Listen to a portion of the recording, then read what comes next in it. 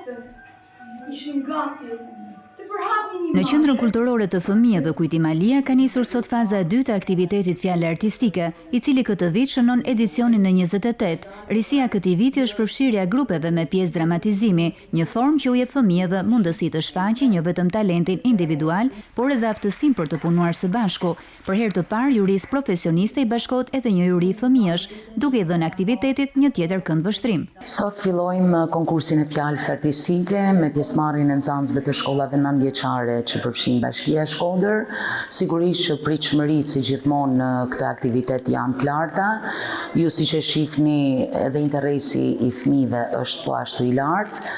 Detyra jonë është që t'i ofrojmë fëmijëve talentuar të Shkodrës mundësi për me shfaq talentin e tyre. Për mua është hera e parë që marr pjesë në një juri në Qendrën Kulturore Kujtim Alia.